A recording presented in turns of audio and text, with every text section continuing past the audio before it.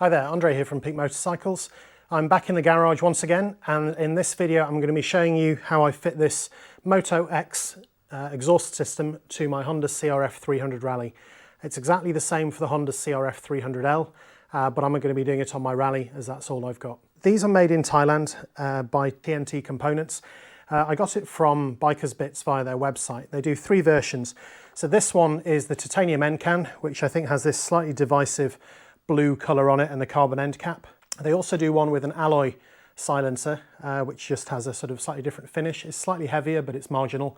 And then for the link pipe and header pipe, you have a choice of titanium or steel. So I actually went for the steel pipes just because I think if they're going to get knocked, I know that steel will resist that a little bit more than titanium will, and steel is less prone to cracking. So they are quite economically priced compared to the exhausts available in the UK. It's certainly not going to be a Yoshimura or an Arrow or anything like that, and I'm not expecting it will be. What I really bought this for is to try and save some weight. So everybody knows that the Rally and the L, they're not the lightest off-road bikes they are. They're not supposed to be, they're built to a budget, but they are quite heavy, so every kilo that you can save, or every 2.2 pounds for those of you on the west side of the Atlantic, does make a big difference. So what I'm interested to see is, first of all, how much weight saving there will be by me switching these over. Then in a separate video, I'm going to do a sound check using the two different ACU tests for the UK. So the static RPM test and then the 1 second max where you give it full throttle just for 1 second. So I am curious to see how this compares noise-wise. I really don't want a noisy exhaust. I know for some people that's a key part of motorcycling, that you have to feel the sound. I get that, and I get how that makes you feel and how awesome that is, but I don't want to sit on top of it for several hours every day. And I also am fully aware of the trails in the UK are shared with walkers, hikers and cyclists and mountain bikers. And one of the things to keep the trails open is to be as courteous to the other trail users as possible. So we definitely don't want to give any reasons for people to be shutting these trails to motorcycles because they're making too much noise. My gut feel, and we'll see whether this was right or not, is that this is going to be very slightly louder than stock. But I'll show you the components that come inside it, and then I will move on to fitting it to the bike. So what you see here is what you get in the pack. So I have the steel header pipe, so this will be a bolt-on replacement. It does have a fitting for putting the oxygen sensor in there, and it also has a clip for attaching it to the next section of pipe, which is the link pipe. So the link pipe is here. That just goes onto the end there. Again, it's got a fitting for the spring to connect it together. It's got a mounting point where it will fit to the bike, and then on the other end it will actually attach to the silencer. So this is the silencer. They look pretty nice. They look pretty well made. The welding is tidy. It does have this spark arrest that came as a separate piece. I guess that is removable, but I'm trying to keep this as quiet as possible, so that will certainly go in. There is also a removable baffle, if you can see in down the end there. So there is a nut there that would pull that out. But again, I'm going for quietness and lightweight rather than loudness or anything else. I'm hoping I'm not going to have to change the fueling or anything else on the bike. So that's essentially it. And then there are two stainless steel springs for attaching the whole thing together. So that's it. Those are the pieces that come with it. So I'm going to pop that back in there. And now I'm going to go and take the stock exhaust off the bike. The very first thing I'm going to do is remove the heat shield from the bike. That's just with a 5mm hex bolt. I am going to see if I can refit this once I've put the new exhaust on, because it is quite useful for, well, keeping the heat in, stopping it from melting my luggage or my legs or anything else. I know they're probably not the most beautiful things in the world, but they do serve a purpose. It does feel like that's the only one, but it does feel like it is still fixed somewhere. I'm wondering if there is a clip. So there is one more on the top here. I'll take that off, see if that makes a difference. There we go. So that just pulls forward. So if you can see this is actually a piece of plastic, but it has some heat shield on the inside, and it's this piece that's the metal piece. So if I can find a way to reuse this piece of plastic on the new one, then I will. I'm just going to put that up there for now. So I guess that's a heat shield on the other side for trying to keep the... in fact, I'll leave that where it is because I think that'll stay on there. So looking down through here, this actually looks like it's all one piece, all the way through. There's a mounting bolt here that I'm going to take out, and then there's the gasket there. So I think I'll loosen these two bolts, and then I'll take off the one that's holding it there, and I think all of that will come out in one piece, but it does look like a monster. I can see why there is so much weight in it. So that's a 12mm bolt. Take that off. Just going to loosen it. I'm not going to take it out all the way. I'll loosen the rest of it first. And that is also the same for this one. Actually, that'll be better done with a socket. Yeah, we'll get a socket for that.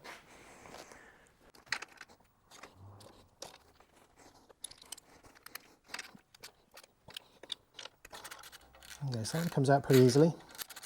It's a short stubby bolt for the middle.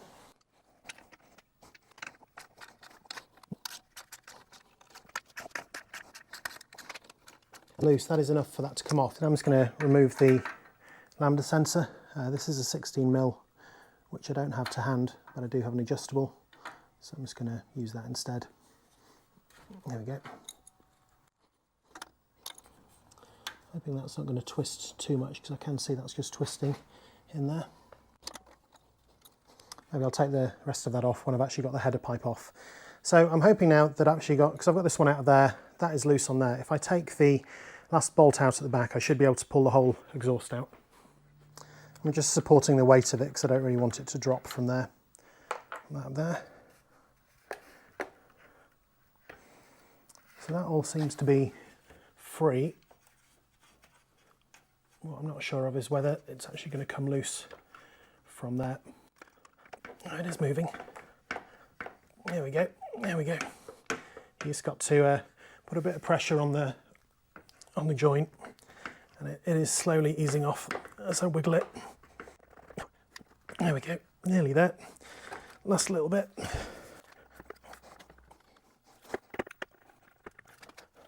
You probably can't see that because I'm standing in front of it, but it is very slowly working its way off the front. There we go. So there we go, that is one stock exhaust, and all of that in there is one piece. So now I'm just going to take off these two bolts to release the header. I'm just going to have to be careful when it comes off because the lambda connector is still attached. I didn't want to twist the wire too much, so I've left that on for now. So this is also a 12mm bolt. There we go, let's do the one on the other side. So I think the one on this side I'm going to need a 12mm socket to get to it. So now that's off. And I am going to reuse the gasket from here, so I'm not going to put a new gasket on. One didn't come with the MotoX exhaust, but it's pretty new, so I'm kind of hoping that this will not be a problem.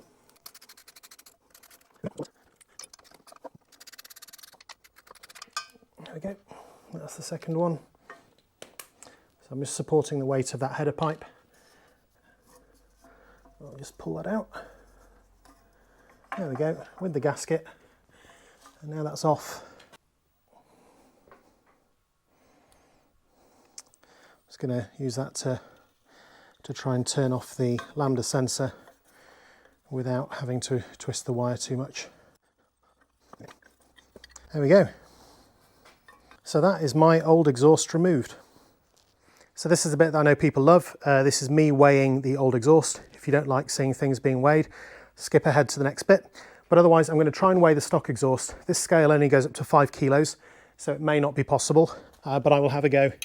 So this is the end can and link pipe from the stock exhaust. It does have the heat shield removed.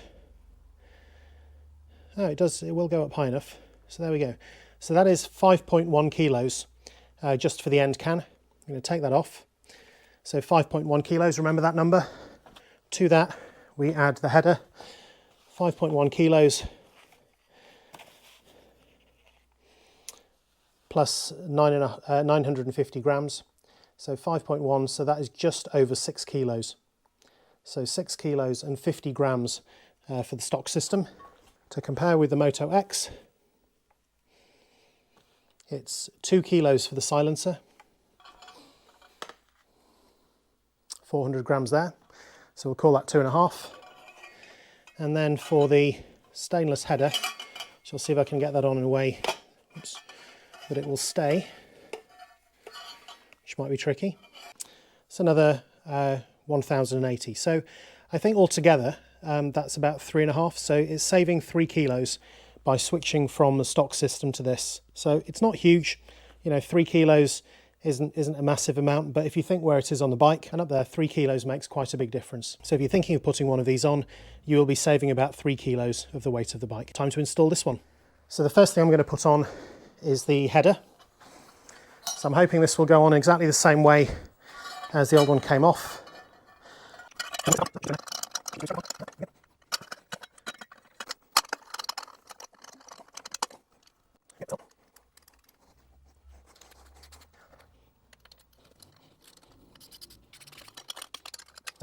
I've just done those up. It's a little bit tight at the moment. I'll tighten it up all the way when I put everything else on. So the next thing is the lambda sensor. This is a bit tricky because you don't want to twist the cable too much. So it needs to tighten up that way. So I'm going to try and twist it back as much as I can, so that then when I go to put it in the hole, let's take it out from behind that clip. There we go. Twist it up as much as I can the wrong way, so then when it goes to go in the hole and I tighten it back up, it will hopefully unravel back to where it should be. Okay, just the 16mm to tighten it back up again. Okay, that's that in. The next piece I have to put on is the link pipe, which goes onto the end of there. There we go. Will hopefully go up all the way so that hole lines up exactly. There we go. That's actually a pretty good fit. That hole is, yeah, up there against where the bolt needs to go. So I'm just going to use the same bolt that came out to go back in there. What I'm seeing is there is a little bit of the bracket on the back here. There's actually, and maybe that is supposed to be there to hold it off, but I'm not entirely convinced that it is. Can I get that in?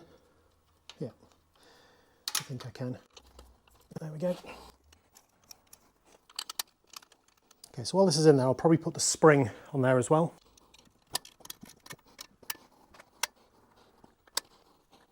There we go. So that spring is on. Let's do that bolt up. It's pretty solid. That all feels well fitted. So the last thing to do is to put the end can on. So what I have here is this spark arrestor, which looks like it's kind of the same size as that. So I'm going to put that inside. You see how easily that slides on to there. Oh, that's pretty easy. And then that just needs to bolt in. So actually all of that needs to move together a little bit more just to get that hole to line up. I'm going to loosen this off here. Instead, pop that. There we go. Wasn't a lot.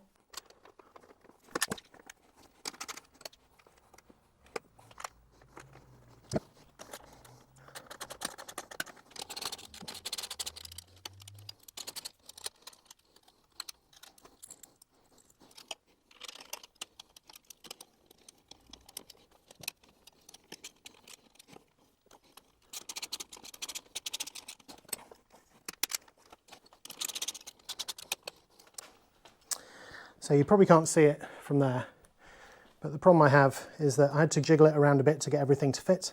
It has all fitted, but now I actually need to rotate the link pipe slightly in order to get the bolt into the hole. Let's try that.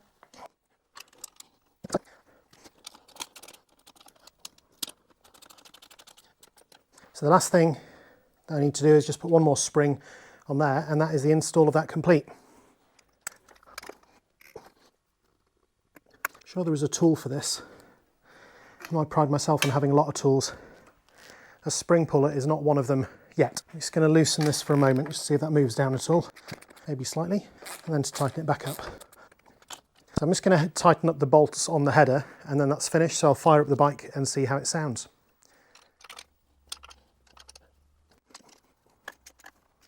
That is all done. So I'll now start the bike up and see how it sounds. Before I start the bike, I just want to point out that it is actually quite a long way clear of the indicators, because that is always a worry if you change the exhaust and the outlet pipe. I mean, it might be blowing over the top of the number plate, but actually it doesn't look too bad. So here it goes for a startup.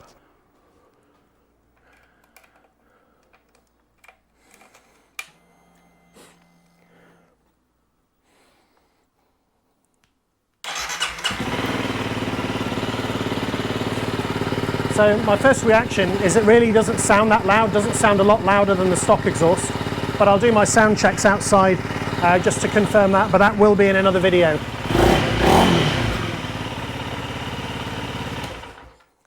That's me all done, and that is my video of how to fit a MotoX titanium end pipe, stainless steel header and link pipe to a Honda CRF300 Rally. It'll be exactly the same steps to fitting it to a Honda CRF300L, except it's different bodywork to remove. I actually did the bodywork removal in a different video, which you can find on my channel.